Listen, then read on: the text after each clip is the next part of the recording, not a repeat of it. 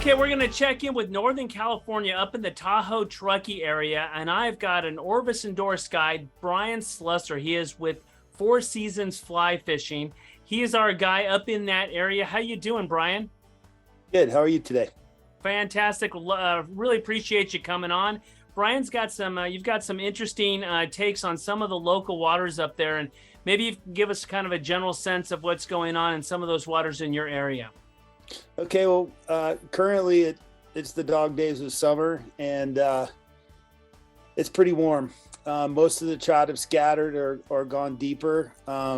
There's still a few that are poking around the edges early or late in the day, but surface temps at the four lakes that I wanted to talk to you about are pushing 70 plus by noon for sure. So on the bass front or the panfish front, there's a couple places where we can still target those species, no problem. They're playing. Okay, so we're talking. Obviously, we've got some heat going on all over the state here and the area. So a little hot. You're talking about temperatures at 70. What is the range that you like to fish? That are you targeting if it is trout? And then what do you and then where are you seeing kind of the step there when you're looking at other species? Mostly I'm trying to target trout, so I'm looking at surface temps that are like 64 and below. Seems to be pretty good.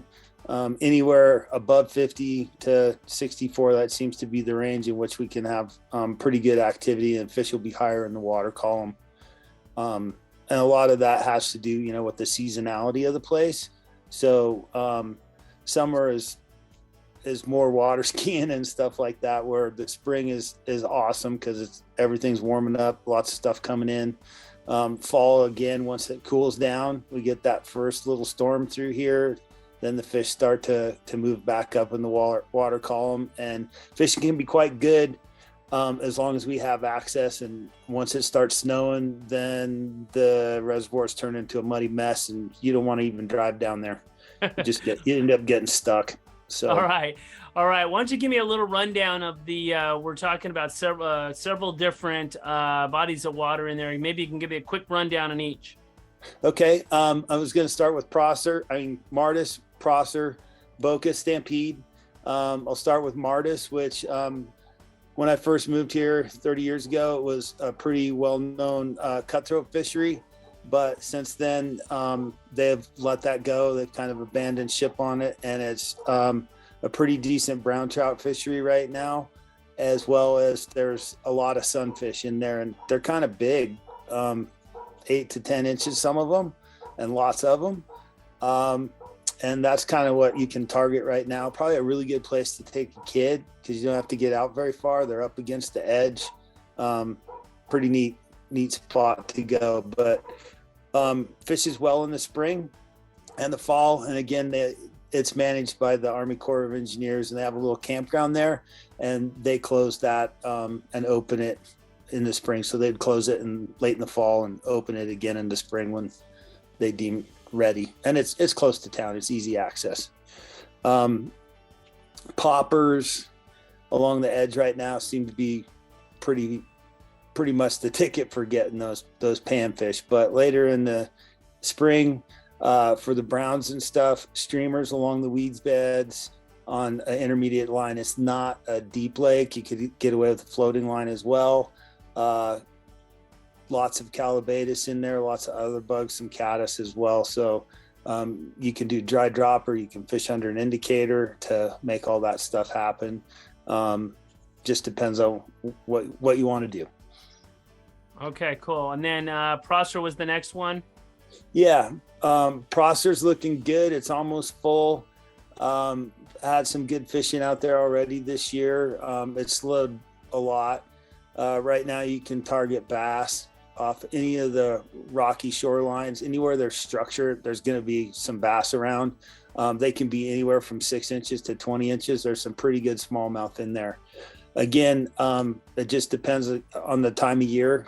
But most any fly fishing technique from shore will work, whether it's with a dry fly. They like stimulators, work good to make an impromptu popper.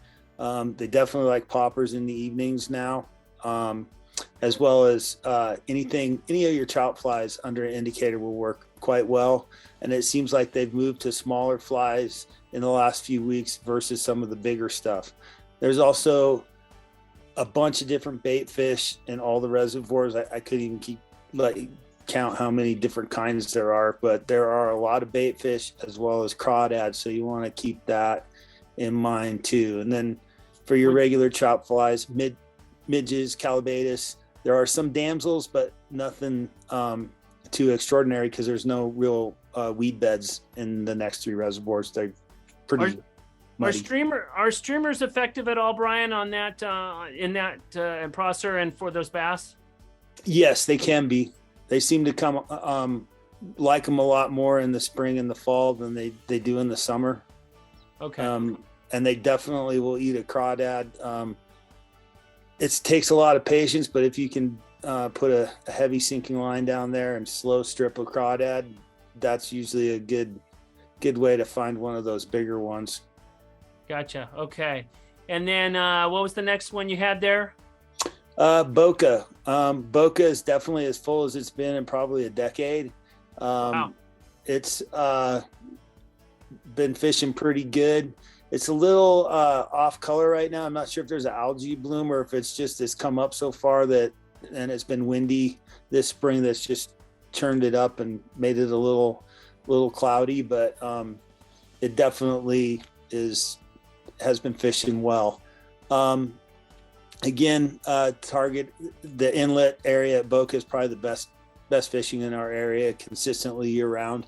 It's a little bit warm. It's also pushing 70 plus, except where the Little Truckee comes in. So you can expect that colder water of the Little Truckee, which is running anywhere from like 56 to 66 in the afternoon. There's going to be a little cold water zone there where there's probably a lot of fish stacked.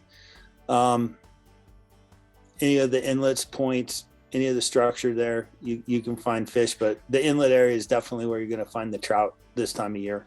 Okay, so if there's any chance for trout, it would be in that area because it's a little cooler on the inlet. Yep. I have not done that well for bass off the dam, but I've caught a few, just not like Prosser and Stampede seem to have the better populations.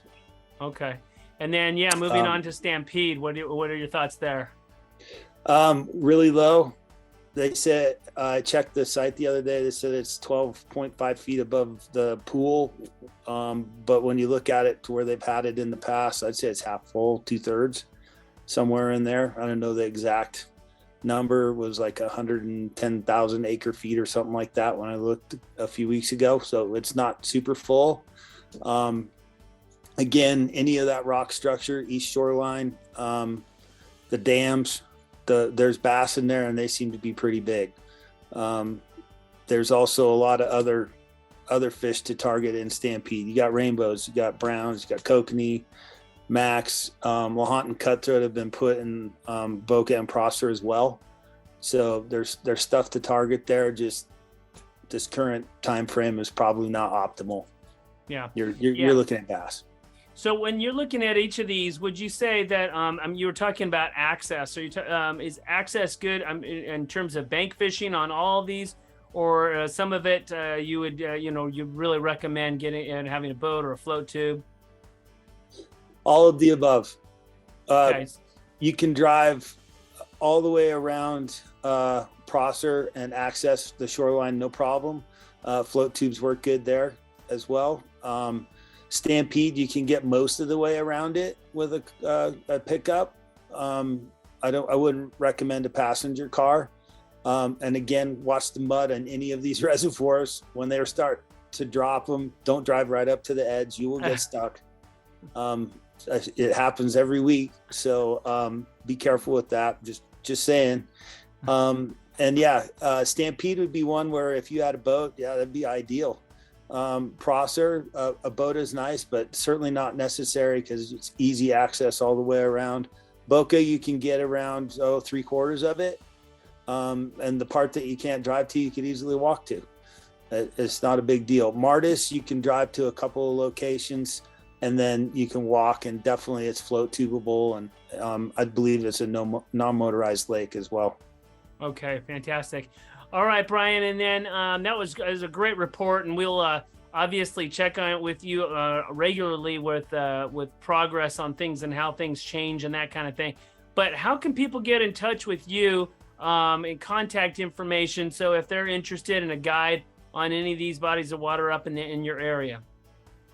You can call me 530-386-0525. My website is flyfishingtruckee-tahoe.com. Those are two of the easiest ways to get a hold of me. And my contact button on the website is brian@flyfishingtruckee-tahoe.com. All right, great. Really appreciate it, Brian. That was a great report and a lot of different. We got some changes there given the heat here in the summer, and appreciate you kind of going through that in that kind of detail. That is Brian Slusser. He is our guy up there for those bodies of water up in the Tahoe-Truckee area. And he is with Four Seasons Fly Fishing, and you got that contact information. I'll also put a link right here in the post so that you have you can click on that and get to his website. And then contact him, get out there, spend a day with Brian, and he'll kind of show you the areas. He'll put you on to fish and maybe teach you a thing or two that you might not have known about. And also for some of those warm water species and bass and panfish and so on, especially right now when the weather's kind of hot and those trout are gone down very deep. But definitely reach out to him or get in contact with us, and we'll put you in touch with him. And we'll see you right here next time on the Backcast.